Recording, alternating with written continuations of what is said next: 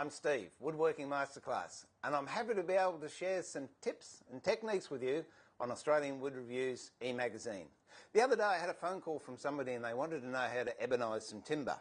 Now, ebonizing has been something that's been going on for hundreds of years, and even now, because the cost of ebony seems so high, it's more relevant than ever. So here's how you ebonize timber. It's quite simple and requires a few ingredients, and I've been up to the pantry and raided it and come up with some white vinegar, ordinary home brand stuff, nothing special. Some tea, you can use tea bags, but I've just got loose grain tea in there. And didn't get this from the pantry, but some steel wool. I use the real fine stuff, so I think it's 4/0 steel wool.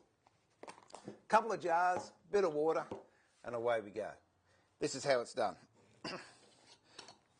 First of all, the reason I use tea is because in many cases some timber has a low tannin level and it won't react with the vinegar solution that we're going to make up, so you won't get an ebonizing effect, or you get a very pale one. If you put tea in water, you can mix it with boiling water if you like, and now I'm going to leave this to sit for a few days, and eventually the colour and the tannin that's in the tea will leach out. So we'll just mix that up, leave that one there, and then for the actual ebonizing solution, take the vinegar, pour in as much as you like. Also good if you've got some fish and chips handy, whack a bit on your fish and chips. Now, get a portion of steel wool, put it in with the vinegar. Actually, I might use a little bit more. But the finer the steel wool, the more easily it'll melt or dissolve. Okay, that's it.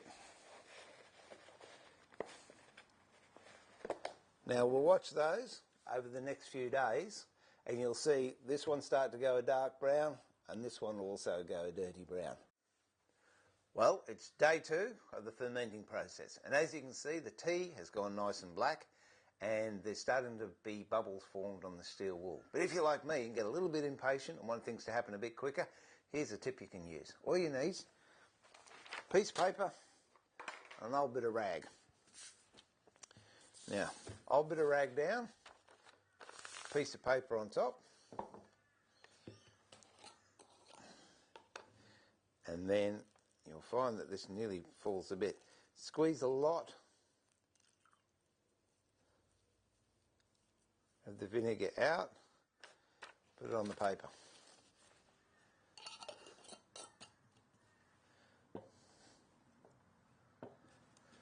Now what that's going to do is it's now going to oxidise. The vinegar has totally wet the steel, and with the oxygen in the air it'll start to rust. When it starts to rust, it'll break down. It's almost in powder form, and then it dissolves and dilutes a lot quicker. So we'll see how we go in day 3. Well, it's day 3 of our ebonizing solution, and yesterday we took the steel wool out and let it oxidise, so when I start to crumble it back into the vinegar, it'll dissolve a lot quicker. We'll give the tea another bit of a swirl, and it'll get darker to increase the tannin content.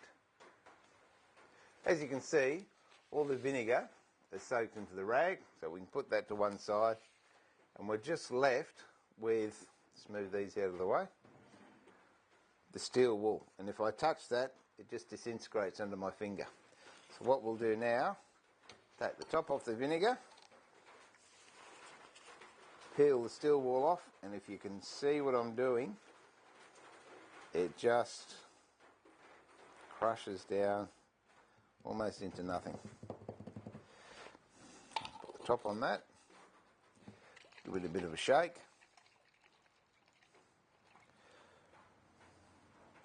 and you can see now the steel wool's really started to dissolve. Give the tea another bit of a shake. Well, I've had these bottles sitting here for about a week now, and as you can tell in a minute, nearly all the steel wool has melted, and also the tea. The tea's starting to get a bit of mould on the top of it, but that really doesn't matter. In fact, the tea you could make up when you're going to do ebonizing. You don't have to do it beforehand. But I thought I'd share the whole process with you anyway. Okay, so now we have to filter it out.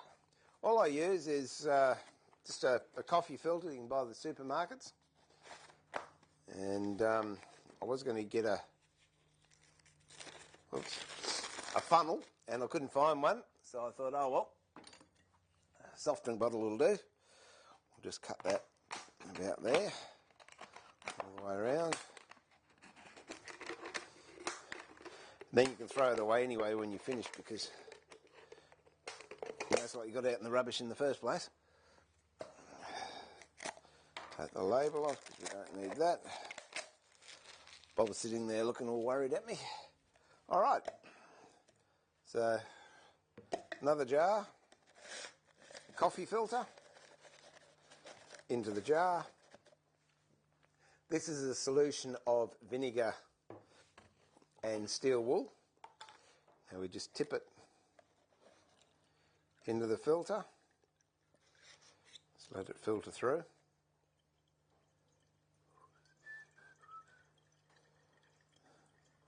You don't really even have to do this if you don't want to, but it does get rid of any residue that the steel leaves in there and gives you a much cleaner ebonizing. Oh, it stinks as well.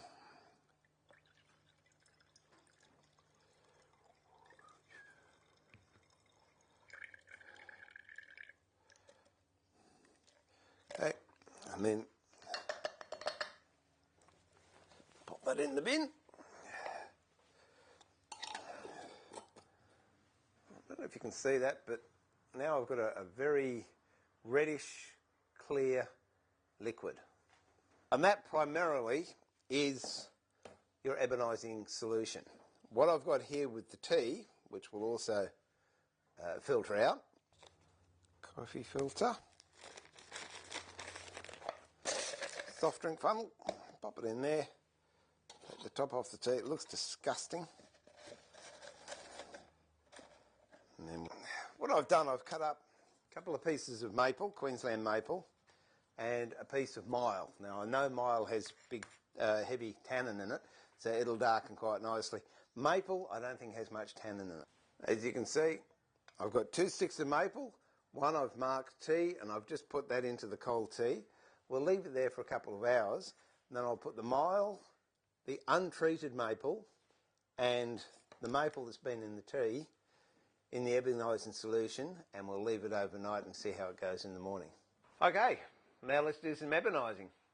Has got the tea on it, it's Queensland maple. This is Queensland maple that hasn't had anything on it. And this is myall from Western New South Wales. And what I'll do is put those into the solution. In goes the maple that's been in tea. This maple hasn't been in anything. And this is just myall. Well, I've left these in overnight, so we'll see what sort of results we get on the tea, the bland one, and the one that I know has tannin in it. This is a plain maple, and that surprises me. I didn't think we'd have that much of a reaction. But that has gone quite dark. Now, the one that we soaked in the tea beforehand has gone much darker. And then the myall has gone really black. So there you go. That's how you ebonize. Very simple, very inexpensive, but very, very effective. I hope you give it a try soon, and by all means, drop me an email at steve@woodworkingmasterclass.com and show me your results. If there's anything else you'd like to know, if I can help, also drop me an email, and I'll see if I can put something together to help fix any questions or problems you may have. In the meantime, this is Steve pulling the shed door down for another day and saying, remember to keep it sharp, but more importantly, keep it safe. Bye for now.